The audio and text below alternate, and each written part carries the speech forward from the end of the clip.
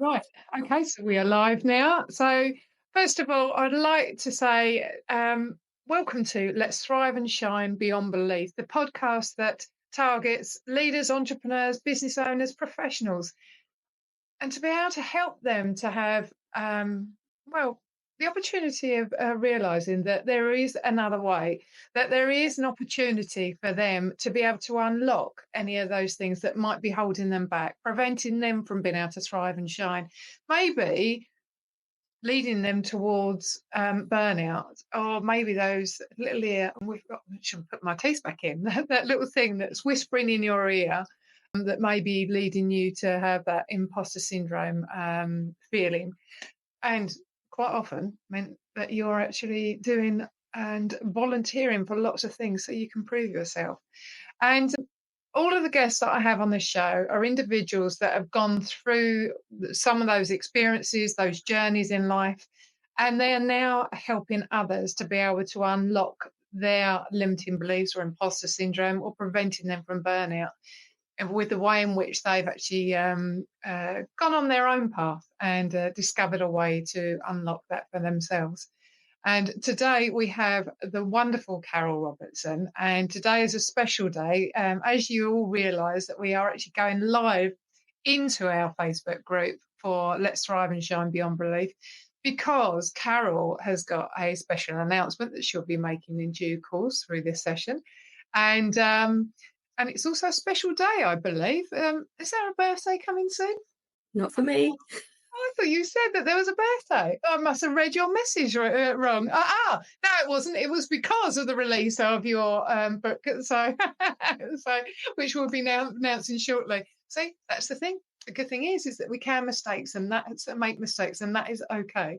Anyway, so without further ado, I'd love to introduce you to the lovely Carol Robertson, who I had the delight of meeting her at a professional speaker academy, and ever since then we've become good friends. I do think that first of all, some of it might be because we actually had connection on wine, but but we did keep on bumping into each other.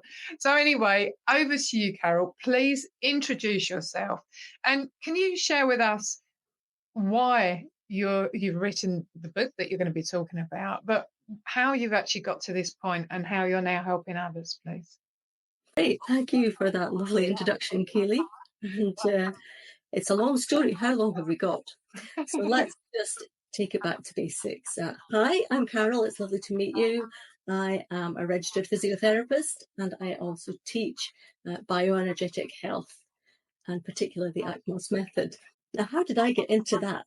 Because it's a bit of something that not a lot of people know about, especially the AcMos method. So I got into energy medicine through a health crisis of my own. And thriving and shining after burnout really resonates with me, because I have been there, done that, come out the other side. And my key word, my motto at the moment is be effervescent. Let that energy shine out and light up other people's lives. So it's really special to me to be part of a podcast that's about thriving and shining. So if we go back to the beginning of the story, 5 days before I got married, I was diagnosed with a lymphoma. That's a cancer of the lymph nodes. And I was told I only needed radiotherapy because it was limited to my neck area. And I was radiated chin to belly and out to the sides. And unfortunately, my body didn't like it, really didn't like it. And I had chronic fatigue for about 8 years after that. And for 2 of those years, I was housebound. So I lost my job as a clinical specialist physio. I left the NHS and I have never actually returned. I've found a different path from the one that I thought I was on for life. You know, I was married to the NHS. I loved working there. I worked in the Australian Health Service as well. But after I'd recovered from those 8 years, I was taken back into the hospital. And in this little green room, the type in hospitals where the walls kind of seep the energy out of you, I was told that I had a 1 in 4 chance of having another cancer anywhere within the field of radiation. And that was pretty big, you know, chest to chin to shoulders, lots of organs in that area. And it was a really difficult time for me. I had to make the choice whether I wanted to keep my breast or have a bilateral mastectomy, because that was the highest risk. And my family were quite keen for me to do that. But I decided that for me, I would rather be proactive and protect my health. And I started looking into ways that I could do that. And I always wanted to study Chinese medicine, but I didn't have the time because I then had a baby and a toddler. And I live in the sticks, I live way up north in Inverness. And in order to get to the schools to study a degree in Chinese medicine, I would have had to go to London 4 times a month, flying, kids at home, no grannies in town, so not easy access to babysitters. And really, I wasn't well enough to do it then either. And then I came across something called the AcMos method. And it's a fusion of Chinese medicine with physics and with very specialized dowsing. And I really felt like I'd found my home. And I had a really, really strong connection with René Patel, who developed the method. He became like a father figure to me. Mm. René passed away in 2018. I felt a really strong pull to continue his work by that, but I felt a responsibility and a sense of connection still with him through his work. And so now, since COVID, I teach the AcMos method online. And the AcMos method, what does that mean? It's about analysing someone's energy fields, seeing what is actually compatible with that person at that point in time, repairing energy blocks using simple remedies like essential oils, minerals, and then explaining to that person what their journey is so they understand it and can process, and they rebuild themselves. So that's what I do. I help people to help themselves. I'm a facilitator and an interpreter Mhm. and a teacher, and that has led me to a self-help book Mhm. called Frontiers in Energy Medicine. And this book has been around in the form of a manual on how to use the tool that I use for self-help for a while, but it's been expanded and introduces a bit of the physics behind energy medicine and how I see energy and health, not as something woo-woo and strange, but as something perhaps a little indefinable, but inseparable from health, Mhm. inseparable from vitality. If you have no energy, I'm sorry, but we are no longer here. I rejoin the energy of forcing of the universal flow. So energy and health to me are inseparable. That's why I call them the dynamic duo. That and nicely placed on that as well. And I mean, as well as I do, it's something that I'm a great, great believer in, and how energy has an impact and influences the way in which we feel.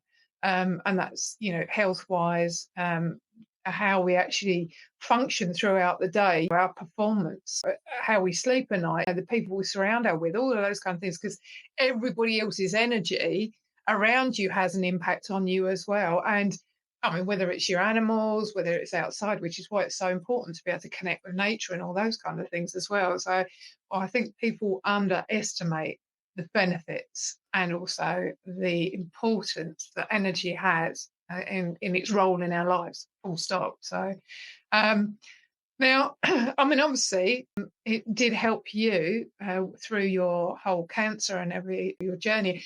How has that impacted you in other parts of your life as well? Because I know that you do, is it physiotherapy as well? You started out with, yeah, Yeah, yeah, for almost 40 years, and I've only just stopped as a practicing physio, except for old clients. Time yeah. to retire and focus on this direction because that's what gives me the most vitality, and it's the area where I feel that I can make the most difference, and Hmm. that's really important at my stage in life. I'm going to be 60 this year, but I Surely think that, not. don't tell anyone. Surely not.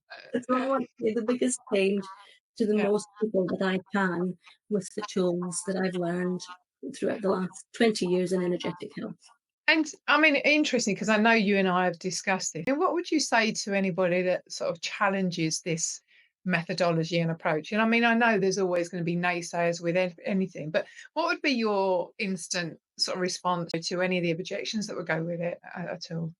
That's a really good question, and we didn't discuss this earlier on this, but because I've been doing publicity around the book and doing a bit of advertising, of course, there are some people that come out, and we've had comments this week about energy medicine. That's just quackery. Um, I've had actually probably more comments with laughter and the school of laughter therapy, someone called it. And actually, I take ownership of that because laughter is the best medicine, isn't it? Yeah. And it's widely accepted that laughter and joy is the energy of the fire element.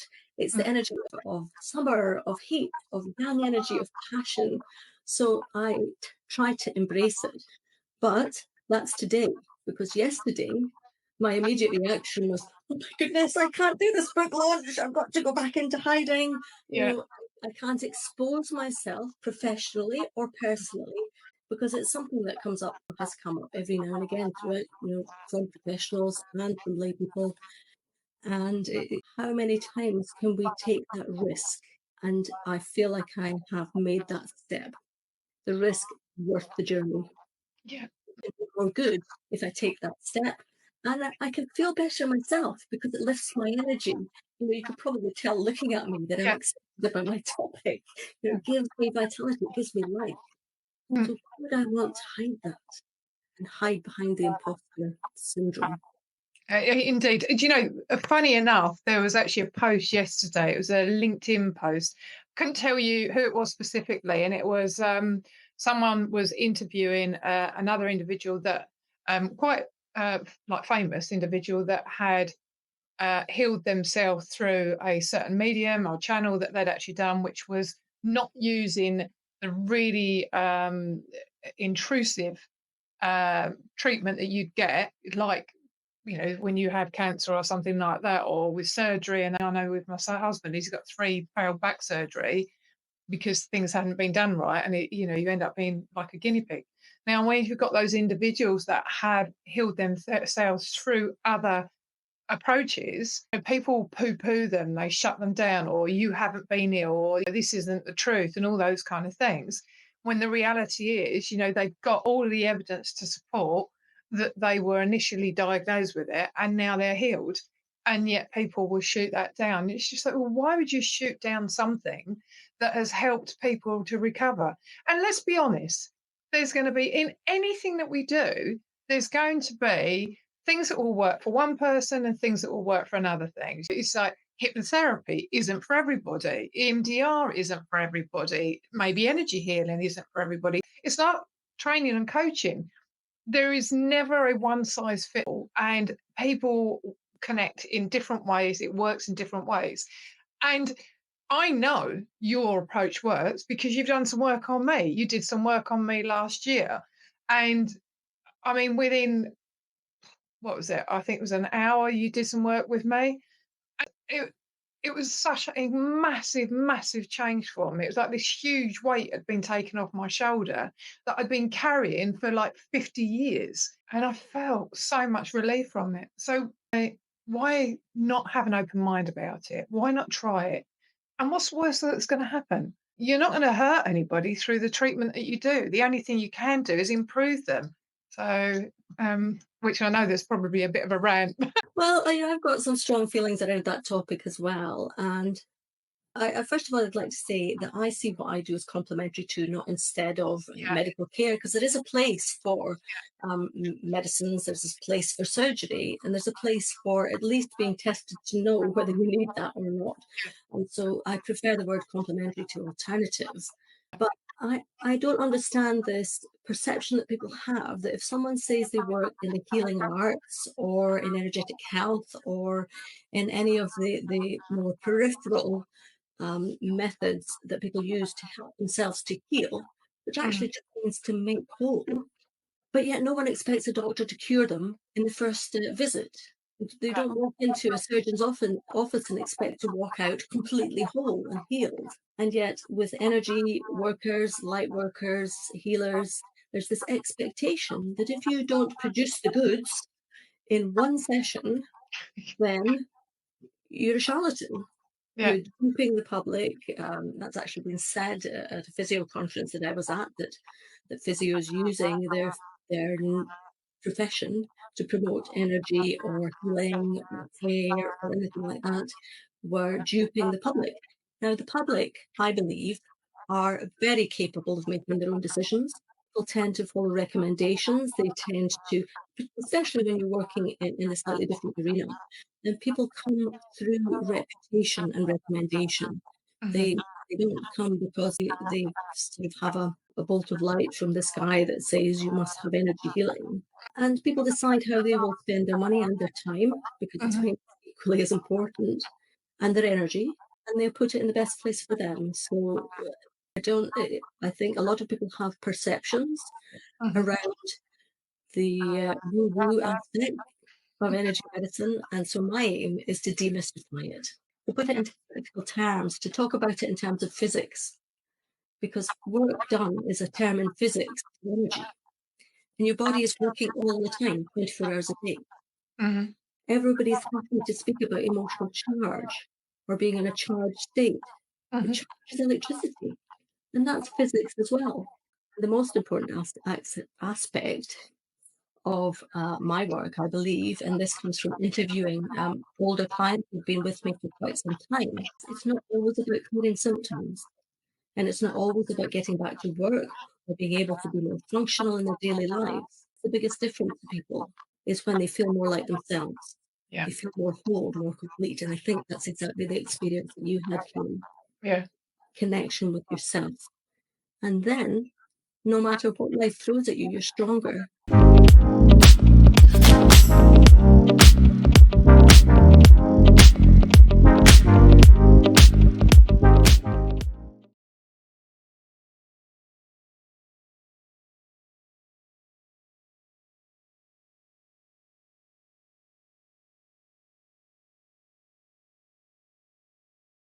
I absolutely, I can agree with you more. So, and as you say, it's that having that open mind about it.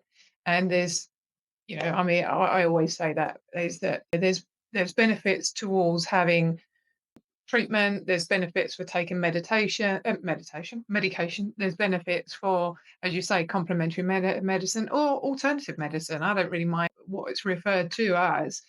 That you just need to have those options available to you. But the important thing is having the choice and the open mind to be able to explore those different options, because when something's really intrusive, it's going to have an impact, whether it has an immediate positive result, but later on it can have a negative impact. So you need to have those options available to you.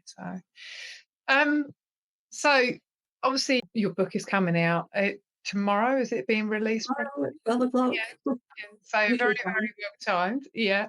And yeah, so is there anything that you would say of your journey yourself? What would you actually tell your 20-year-old self what she could have done differently? My 20-year-old self actually had a ball. It was my 30-year-old self that was lost in the wilderness. But you know what? I'm really glad that in those 10 years between 20 and 30, I traveled the world. I did what I wanted to do. I explored myself and I explored the places that I may not ever have been able to go to again. Now, I'm fortunate to have had such a phenomenal recovery that I actually feel better Mhm. approaching 60 than I did at 30. But my 30-year-old self, I wish that I had known what I know now Mhm. in those years, particularly the 2 years when I was housebound, because it's difficult to keep hope when you're chronically unwell. And when you lose hope, then you lose energy. Your energy kind of goes with it. And that damping down of energy, it becomes stuck inside. Mhm. Vital spark, the light that lights you up within, becomes hidden. Mhm. And so I would say to myself, nurture that vital spark, love it, tend to it, care for it, and appreciate it when it's there. It's not until that it's almost gone that we notice or that we realize how important our health is. And health is not only important for quality of life now, it's also important for time. We Mhm. don't come back. Yeah. Yeah. That I can completely agree with. And as I just alluded to with my husband, he's been medically retired since 2017. And, the biggest challenge for him, obviously, when you're on lots of medication, when you've got chronic back problems, and when you've got like fibromyalgia and all those kind of things with it, it then creates the brain fog, the sleepless nights, the ability to function properly becomes that much harder. And I can only describe that he's been was in like this zombie state up until last year for quite a significant amount of time. And in fact, I mean, not to do the energy healing, but just by making some changes around, I mean, he had like inner calm and herbal infusion, which helped him to sleep that much better at night. And then within, days, not weeks, but within days, I could see that spark come back because he was actually getting the sleep that he needed. And as you turn around and say, when you get your sleep that you need, when you're getting the energy that you need, that spark does come back. And for me, that was such a game changer, just seeing that light in his own eyes and him actually being able to engage, because obviously it's really hard for him as well, but it's also, as a loved one, it's hard to watch that.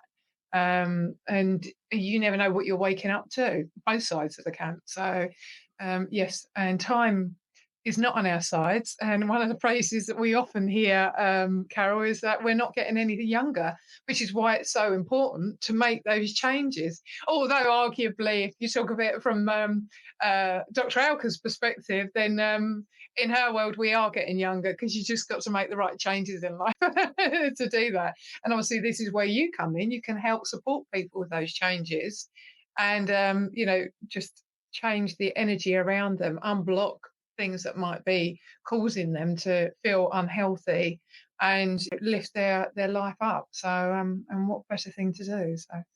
So if you had 3 tips that you could give someone that could help them, whether it is with burnout, whether it's imposter syndrome, limiting beliefs, or just to change their lifestyle so they feel so much better, what would they be? So I'm needing a drink, so I'm going to teach you this little tip. It's a way to down-regulate your autonomic nervous system to make you more calm and relaxed. Because a lot of the symptoms that you mentioned in relation to being your husband are often linked with the unconscious nervous system. The unconscious mind thinks there's a threat, believes there's still a threat. That threat can be the pain from the back, or it can be fatigue. It can be the sleepless night. People who don't sleep well become afraid of going to bed because they fear not sleeping. And then it's like a negative spiral, and their thoughts and their emotions take a hold of the reins and speed up that spiral. Yeah. And so that leads me to tip number 2. First of all, let's have a little drink if you've got a drink nearby. This technique is called sip to soothe. What I want you to do is to take a sip into your mouth and then to savor the flavor, and then take your time. Don't swallow immediately. Then swallow and pause and just wait a moment in the stillness and then breathe away. Can you feel how the pause at the end of the swallow helped you just to slow down? Mm-hmm. Yeah. Yeah. So I can feel it when things go quiet around me, when the energy is changing. And so sip, savor, ingest, pause, sip to soothe. And it's just like that just gives you in something that you have to do throughout the day anyway, in a fraction of a second, or give yourself a 20 seconds or so.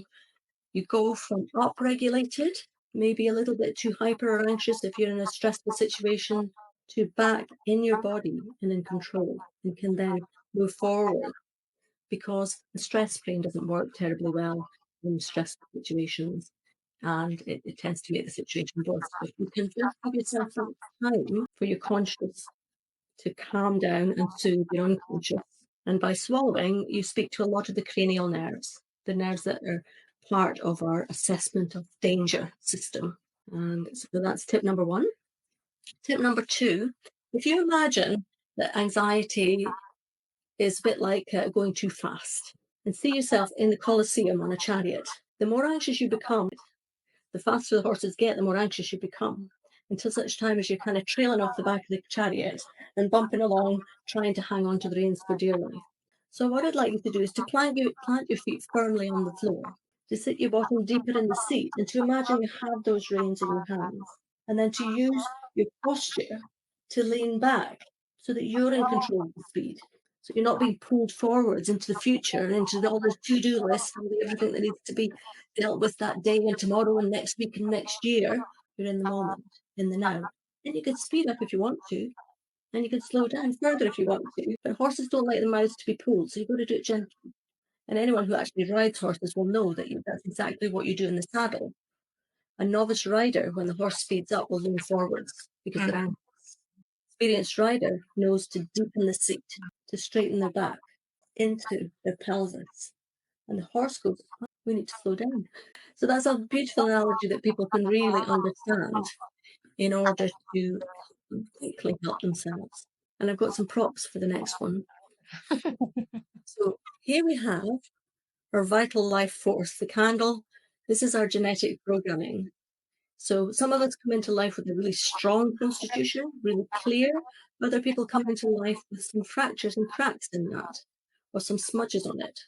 And then we go throughout our lives, and life puts more stuff onto our inherited program. So we have our lived program and our experiences, and they all alter our perception of life. We want to get to the point where our vital spark is like this. This poor little candle was on the windowsill and it melted and fell over. It gave me a grin. So take a while to think about cleaning your filters. Are you carrying stuff with you that's no longer required that you could actually peel off and then release your vital? Are there things that you could keep doing? Are there relationships with other people that you could let go of? Surround yourself with people who are positive, with people who are going in the same direction of flow that you are. That's how Keely and I met. We connected over laughter more than wine, I think, at first. Well, we kept on bumping into each other because we never had any sessions together, but we just kept on bumping into each other and just got drawn to each other and started laughing. So that's resonance. Yeah. When two like-minded people meet each other, they tune in, they recognize something in that other person that matches something that's of good quality in themselves. And so we're drawn together. As you'll sometimes enter a room where there are people and you don't want to speak to someone because there's something in their resonance that doesn't fit, that's incompatible with yours. And so you avoid them. That testing of compatibility is something that I do every day with my clients using this tool. This is a leopard antenna. These were inside the old radio sets of old. Because of this instrument, which was invented before the end of the last century, before the First World War, radio communication across distance was possible. And then television across distance was possible because the BBC broadcast from London and we could still see it in Inverness. And so by specializing the application of this instrument to human health, then it's possible to read what's going on in people's energy fields and to adjust the volume or the amplification of the signals. And that really is the nub of what this book is about. It's a practical guide with an introduction to some of the underlying principles of energy medicine and my take on it. Sorry, a little bit of a... No, that's what we're here for today. It's a bit of promotion on there. There's nothing a bit of a more cheeky promotion. So, and it's interesting you say that because I think you and I have had this discussion because since I was a youngster, I was one of these ones that, I'd walk into a room and it was either, yes, this is my space, I need to be here, or it was almost like a back out, back out. And it's just like, I cannot be in this room. Or as you turn around and say, I mean, as well as I do, I'm involved in an event that's over 4 days. And there are some individuals that I see over the 4 days and probably over and over again, and I get drawn to. And there's others I don't see for 4 days. And I mean, I hand out certificates as well. Like, oh, I didn't know they were. And it's not intentional. No, It's not it's that you not. dislike them. It's just that for whatever reason, you're not drawn to each other. And I do often say that sometimes the individuals I'm either joined to for 2 reasons. One, because there's something about them that we're connected with each other on the same level, like energy level, and we bounce off each other like it was with yourself. We just kept on laughing and joking every time we saw each other. Don't know why, but we did. So, and then the other side of it is that sometimes I get drawn to someone and it's because I'm supposed to be helping them for something. There's Sure. something there that they need some help with, and I get drawn to them. And then over those few days, I end up trying to unlock something. I don't try it. I end up unlocking something, not deliberately. It just ends up that way. But there's a purpose. There's a purpose that I was drawn to that individual. So I 100%, I'm with you with the whole energy and connections in the room. But if someone doesn't want to believe, that's their choice. so And the other thing is that people are ready at different points in yeah, time, and they connect with the people that are ready for them, yeah. or that are ready to make that shift. And so Mm, there is no right and wrong. There is no ignoring people or liking particular people. mm, There's just what's right at that moment in time. And you yeah, and I did a lot of laughing, but we've also had some very serious conversations yeah, and worked in some significant depths for both of them. yeah. And that strengthens the connection, Mhm. because now we're only working in the outwards yang energy, which is always radiant, in that in deep connecting yin energy. Very special when a friendship crosses that bridge. And that is so true. I mean, there's been lots of tears and laughter one way or another. So, and it's been very, very powerful, and I feel honoured that I've had that relationship with you. So that's good. And by the way, no one, she didn't pay me to say that. So, Okay. um, So, I mean, obviously, some great tips there. I'm actually one of which I've not definitely not heard of before around the water. I'm all for encouraging people to sort of take some time out to stop and sort of do some breathing techniques. But that's another layer on it. So I like that. So thank you. On a point of not your book this time. So, do you have any either books or audios or podcasts that you would recommend to someone to listen to that could be a benefit to them? So there's lots of different levels, and there are things that I particularly like. I think, coming from a physio background, I like the nitty gritty stuff. I like to get into depth. I like to understand the science behind things. And so there's a couple of things that I would recommend. First of all, one of the first books that I read that really went, wow, this is amazing. This is the work that I need to be working in. It strengthened the journey I was already on, was The Biology of Belief by Bruce Lipton. It's a fantastic book, and he is a wealth of knowledge, and a big name in the energy of being able to change. Yeah. The other person whose podcasts I really like is Joanne Avison. Now, she talks about fascia, the connective tissue of the body, but talks about it in such a way that she connects it with flow and Hmm. with spirituality. And to me, that really makes an awful lot of sense. And I've learned a lot about how the anatomy links Hmm. with the energetics Yeah. to the fascial, I can't remember, the fascial hub, I think it's called. Yeah. And Joanne has recently been doing some podcasts. She's got books as well. She's a body worker, like myself, in our origins. And so, yeah, I really appreciate that. And another podcast I like from a business point of view is called Actually, and that is Sarah Price, who is a marketer, Hmm. who is very down to earth, Yeah. good fun, and really supports her community well. All right, then thank you. So, I mean, the actual biology of belief, yeah, I have read that one. That was recommended to me a couple of years ago, actually, and yeah, fantastic book. The other two I haven't, so I will check those out because it's always good to find out about things. So thank you for that. That's a pleasure. And so just thinking for yourself on your journey as yourself, is there anything else that you think would have benefited you along the way? I mean, obviously you had the luxury of learning about this. Is there anything else that you think would have benefited you on the way and could help others? Yeah, I think an understanding of how the nervous system integrates into illness, particularly chronic illness, that became my speciality as a physiotherapist, is to work with chronic pain and to recognize the role of the unconscious mind in sometimes creating and then perpetuating the thoughts that keep us trapped in those areas. And so I now see fatigue as the back part of the vagus nerve. Now, the vagus nerve is being very popular these days, talked about a lot. So Yeah, it has a more modern part, and it has a very ancient part. And the ancient part shuts us down. yeah, It's our play dead part of our nervous system, because our unconscious believes it's safer, because life is so threatening in some way. there's a need to hide or to shut down. And so understanding that really is a very helpful tool for people when they're stuck in going through that, to understand that their body's trying to protect them. It's not the enemy. Yeah. The flight or fight response, people are more familiar with that, and so it's more talked about.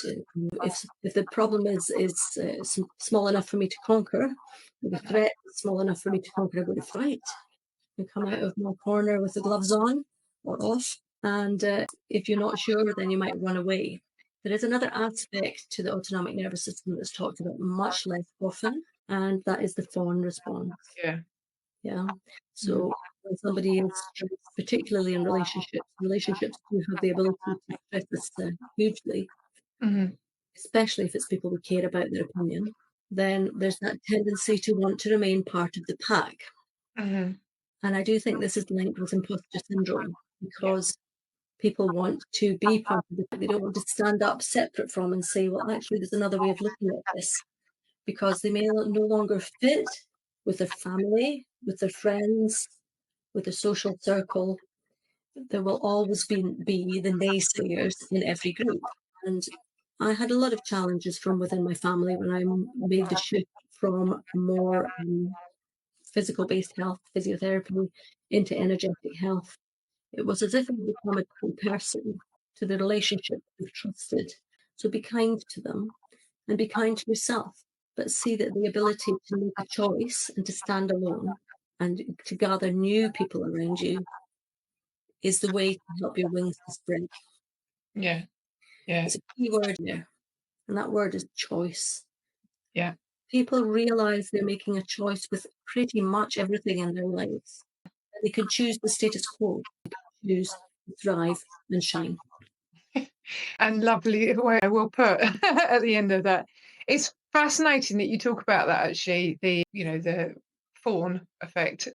In fact, I was talking about this the other day within my Facebook group. I wasn't using that terminology, but it was actually with one of the members within the group, Duncan. He was talking about the fact that, one of the things that, from his perspective, one of the things that's held him back in certain areas, his belief has been that, whenever he's been in, say, meetings and he's probably had a different view or perspective or something like that, but was feared the response he would get with the individuals. And that could be on several levels. So some of the fear may be because, worried about creating conflict, challenging someone that's going to cause animosity and all that lot. So it's, as you term and say, it's worried about the impact it has on the other individual, never mind the fact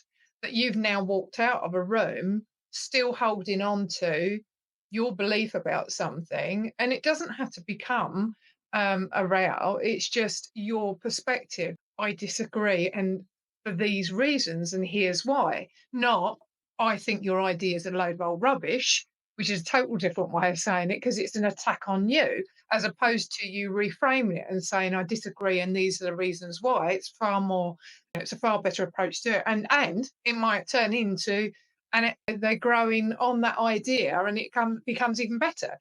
So it makes it so much better to have those dialogues. But it is interesting that you said that, the amount of impact that potentially had on him and how often it held back, because it was like, oh, well, it looks like he's not, you know, coming up with any ideas. He doesn't want to get involved. He wants the easy life and all that. So it means that the perception people have of you is completely different to what you're actually feeling inside. So you're never going to win in that way. And as you turn around and say, when you do step forward in a controlled manner, that you're doing in a space of control rather than out of control, and you're doing it from a space of having a choice rather than the choice taken away from you, everybody wins in that situation because there's no one second guessing then either. So, but it does take courage to make those steps forwards. But it's important to do that for your own self. I mean, It's sometimes. choosing to step into your personal power rather than to hide from it. Yeah. And there's a really interesting thread throughout that story about Duncan is that he was basing his fears on what he thought other people would believe Yes. rather than what he knew they would believe. This is one of the problems. This is where the mind gets in the way, and it changes our energy Yeah. into hide mode or forwards mode. Here Yeah. we are. And yes, it's meetings are strange things because we are so busy second guessing what other people are thinking that sometimes we don't present our true selves. And that's exactly the Yeah. point you were making. Yeah. Yeah. I mean, actually, it's one of my quotes is the perception that you think others have of you is not always the truth. And that's the important part about it. And I did say to him, what, is this your perception or is this the truth? Has someone categorically said it to you? And he was like, well, no. I said, well, and there you go. That's the thing is that you don't know what you don't know until you actually do it. I mean, sometimes there is a case where you've got to go, do you know what? I'm going to know my battles. I'm not even going to go with this one because sometimes someone's just going to dig their heels in. Or you need to be able to say, is that we need to take time out. This isn't finished, but we need to step away because at the moment, the vibration for everybody is far too high in a negative stance. So I need to be able to lower the vibration, let's step away, and then we can then come back when we're in a much calmer space and be able to discuss it on a much more manageable level without the anger that's associated to it. So So choose to walk away rather than need to. exactly, yeah, Choose, but just for a break, to reset, recalibrate yourself, yeah. allow your thoughts to catch up with your emotions. Yeah, yeah. As I turn around and say, the emotional monkey, and instead of that, do a bit of breathing time so the logical monkey can come in and start coming from a space of clarity, focus, and control.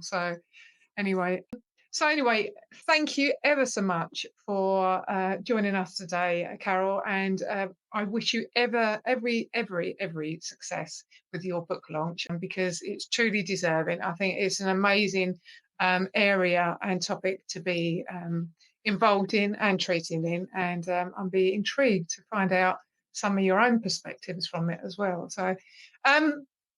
I know I will be sharing some of your links on social media, but where can people find you? They can find me in a couple of places. And so for my clinical work, which actually is very busy, so please don't flock to that. Then I just run under carolrobertson.co.uk. Yeah. But for the energy medicine training, then my website is called energymedicinetraining.com. Nice and simple. Yes, we've just rebranded as that. Yeah. We were previously Best Resonant Health, and it had to spell resonant to a lot of people. So we decided to say what it did in the tin. And energymedicinetraining.com is the new site, which Mm. has a variety of levels of courses and information and blogs and a newsletter for keeping in touch. And we were talking earlier about people's perception and how they present themselves. So I was sitting here thinking, well, I'm a wee wifey from Inverness. I'm also an international trainer and expert in my field, which is a very niche use of the molecular intent and the AcMos method to improve people's energetic health. And so we can be many things at once. We just need to open the right drawer and for the right occasion. Absolutely. Yeah, I love that. I do love that. Is that there's a festival that I go to every single year in France, and I think there's many of them I've known for over 20 years, and it really took probably about 5 or 6 years in before anybody said, "What is it that you actually do?" And I loved that. I loved the fact that no one cared Hmm. what you did as a job because that doesn't define who you are. No. Who I am defines who I am and how I behave and how I show up. So, on that note, thank you again, Carol. It's been an absolute pleasure. And for anybody that has been listening in, thank you for listening in. And I will be sharing this once again on YouTube and Spotify. So, if you've taken some wonderful tips from this, or would like to actually tap into some of the other episodes where it's about sleep and improving our performance, or it might be removing that little people pleasing habit that we have, and also, I don't know, but there's always make sure that you have a plan B before you need one. So, which is Tell me always what I handy mean. to have. I think both of us can resonate with that one, Carol. So, Yeah. thank you once again. And if you've really enjoyed this, please share this with your friends and give them the opportunity to thrive and shine as well. So, thank you. And thank you, everybody.